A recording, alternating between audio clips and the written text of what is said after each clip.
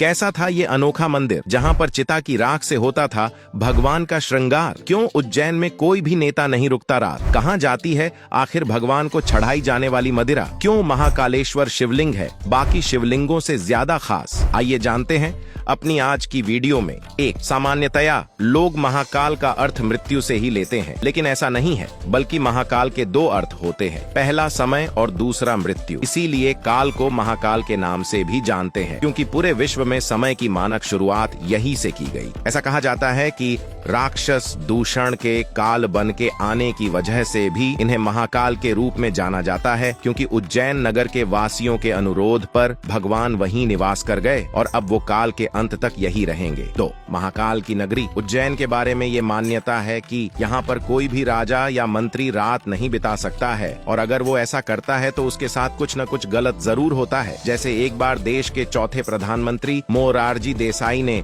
उज्जैन में महाकाल के दर्शन और पूजा अर्चना करने के बाद यहाँ पर जैसे ही रात बिताई, अगले दिन उनकी सरकार गिर गई। ठीक ऐसा ही कर्नाटक के मुख्यमंत्री BS येदियुरप्पा ने जब यहाँ पर रात बिताई थी तो उसके कुछ दिन बाद ही उन्हें अपने पद से इस्तीफा देना पड़ा था। 3, ऐसी मान्यता है कि शुरुआत में यहाँ पर भस्म आरती शमशान की ताजी चिता की राख से की जाती थी, लेकिन एक बार जब मंदिर में आरती करने के लिए कोई ताजी चिता की राख नहीं मिली, तब मंदिर के पुजारी ने अपने ही बालक की बलि देकर उसकी ताजी राख से भगवान की आरती की, जिससे महाकाल अत्यंत प्रसन्न हुए और कहा कि आज से मेरी आरती कपिला गाय के गोबर से बने कंडों से की जाएगी, और इतना कहकर पुजारी के बेटे को जीवनदान देकर भगवान अदृश्य हो गए। 4, वर्तमान का महाकालेश्वर ज्योतिर्लिंग कुल 3 खंडों में बटा हुआ है, जिसमें निचले खंड में महाकालेश्वर, मध्य में ओमकालेश्वर और ऊपरी खंड में श्री नागचंद्रेश्वर का मंदिर स्थित है।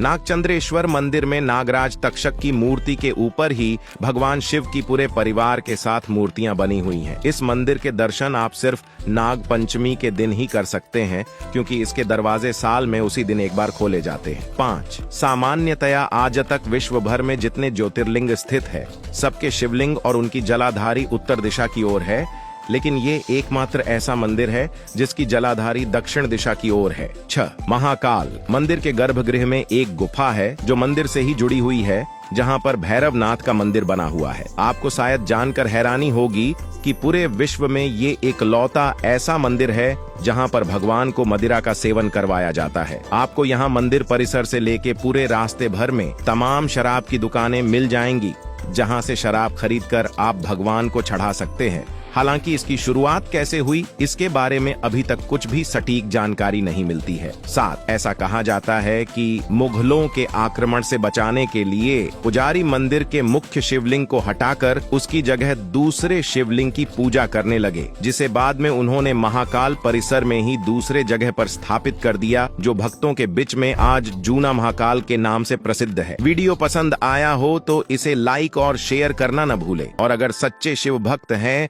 तो कमेंट में जय महाकाल लिखना न भूले।